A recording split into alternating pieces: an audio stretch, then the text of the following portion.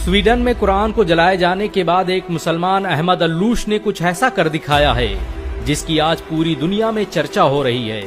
दरअसल कुरान जलाए जाने के बाद स्वीडन के अहमद अल्लूश ने वहां के कोर्ट में एक याचिका दायर की थी कि उसे भी यहूदियों और ईसाइयों की मुकद्दस किताब बाइबिल और तौरात को जलाने की इजाजत दी जाए। अहमद अल्लूश का कहना था कि जैसे स्वीडन में सरेआम सरकारी सिक्योरिटी के बीच कुरान को जलाया गया, वैसे ही वो भरी सिक्योरिटी और लोगों के बीच बाइबल और तौरात को जलाना चाहता है। इस खबर के आने के बाद इजराइल सहित दुनिया के तमाम यहूदी संगठनों ने बवाल कर दिया था और धमकी दी थी कि अगर हमारी धार्मिक पुस्तकों को जलाने की कोशिश की गई तो हम इसे बर्दाश्त नहीं करेंगे। इजराइल के राष्ट्रपति ने तो यहाँ तक कह दिया था कि तौरात हमारी सबसे मुकद्दस किताब है, इसकी हिफाजत हम पर फर्ज है और हम इसकी हिफाजत करके रहेंगे।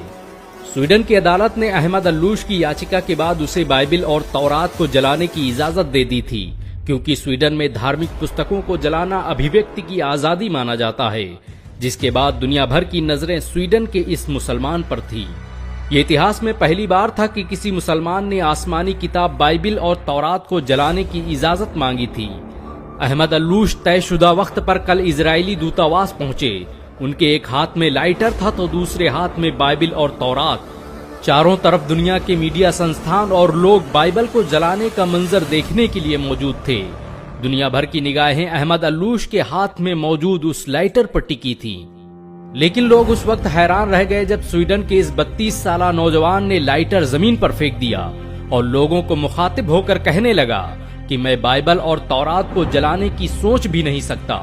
मैं तो बस कुरान जलाने के मामले पर यूरोप, अमेरिका सहित दुनिया के दोगलेपन को बेनकाब करना चाहता था। ये मेरे प्रदर्शन का तरीका था। मैं चाहता था कि लोग आएं और मेरी बात सुनें और एक मुसलमान के दर्द को महसूस करें। जिस तरह से यहूदियों और ईसाइयों को उनकी मुकद्दस किताब को जलाने की बात सुनकर तकलीफ महसूस हुई, उससे लाख गुना ज्यादा हम मुसलमानों को तकलीफ होती है जब हमारी मुकद्दस किताब कुरान की बेहुरमती की जाती है। अहमद अल्लूश के पास बाइबिल और तौरात के साथ कुरान भी मौजूद थी। उसने कुरान को बोसा दिया और सीने से लगाते हुए कहा, भला मैं उन किताबों को कैसे जला सकता हूँ जिसकी तस्दीक मेरे कुरान ने की है। मेरा इस्लाम किसी मजहबी किताब को जलाने की इजाजत नहीं देता। अहमद अल्लूश के प्रोटेस्ट के इस अनोखे अंदाज की आज दुनिया भर में चर्चाएं हो रही हैं। यहाँ तक कि यहूदी और ईसाई भी कुरान को जलाने की इजाजत देने पर पाबंदी लगाने की मांग करने लगे हैं। गौरतलब हो कि बकरा ईद के दिन स्वीडन में